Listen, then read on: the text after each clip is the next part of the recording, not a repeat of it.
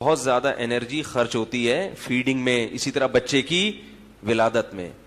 تو اس کی انرجی کو اگر اس کی ریکوری ہو جائے نا، یعنی دوبارہ سے اچھی خوراک ملے اس کو اور پراپر ملے، تو یہ اس کے لیے اور اچھا ہوتا ہے.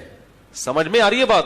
اور پھر ایسی صورت میں جتنا بھی کھائیں گی موٹاپا نہیں آئے گا، بلکہ باڈی مکمل ریفریش ہو جائے گی، بلڈ سارا نکل کے ضائع ہو جاتا ہے، دوبارہ بنتا ہے نیا خون، تو صحت ڈبل ہو جاتی ہے، اچھی ہو جاتی ہے، دیر سے بڑھاپا آئے گا. اب اس کے لیے کامن سینس چاہیے، ڈاکٹروں کی رپورٹیں.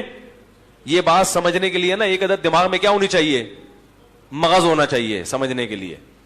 پھر یہ باتیں سمجھ میں آئیں گی، ورنہ پھر وہی کولو کے بیل کی طرح چلتے رہو جہاں معاشرہ جا رہا ہے. بیڑا غرق کر دیا آج کل فیملی پلاننگ والوں نے. خواتین کی صحت کا حال دیکھو، 2 بچے چاہیے 3 بچوں روکنے کے لیے جو وقفے کے طریقے ہیں وہ کس قدر زہریلے طریقے ہیں. ایک مصیبت، فطرت سے ہٹ کر اپنا دنیا کا بھی نقصان، آخرت کا بھی نقصان، صحت کا بھی نقصان. اور جو حمل روکنے کے لیے جو گولیاں اور انجیکشن اور جو مصنوعی طریقے ہیں وہ ذہنی طور پر بھی، مینٹلی بھی ڈسٹرب کر دیتے ہیں. طلاقوں کی بہت بڑی وجہ یہ ہے، کیونکہ جب خواتین حمل روکنے کی کوشش کرتی ہیں، جتنی بھی دوائیں اس میں آ رہی ہیں نا، مینٹلی ڈسٹرب کرتی ہیں، چڑچڑاپن پیدا کرتی ہیں. جب چڑچڑاپن ہوگا تو میاں کی بات کا تمیز سے جواب.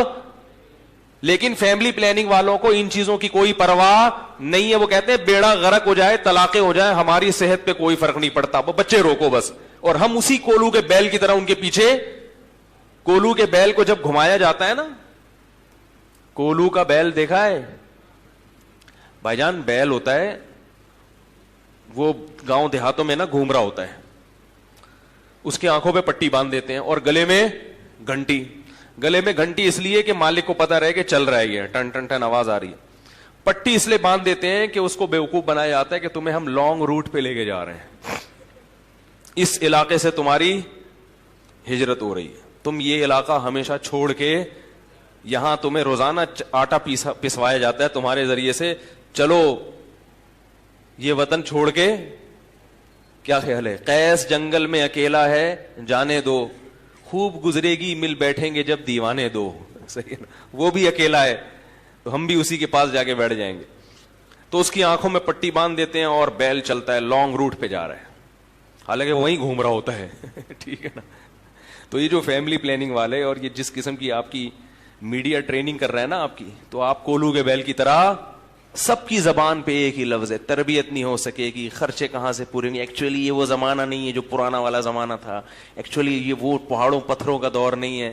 یہ سب گنتیاں ہیں جو سکھائی جا رہی ہیں، سمجھے؟ پٹیاں ہیں جو پڑھائی جا رہی ہیں. تمہاری صحت بھی برباد، تمہارا گھر بھی خوشحال نہیں بنے گا.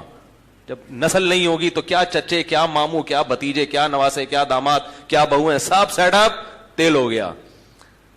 چہروں پہ خوشیوں کے آثار نہیں ہوں گے، کیونکہ ذرا سی عمر بڑھتی ہے تو پیسہ کسی کام کا نہیں رہتا انسان کے، اس سے نہ باتیں کر سکتا ہے نہ دل کے راز. خدا کی قسم وہ غریب اچھا ہے جس کے رشتے دار ہیں اور اس کے غم اور اس میں اس کی خوشیوں میں اور غم میں شرکت کرتے ہیں.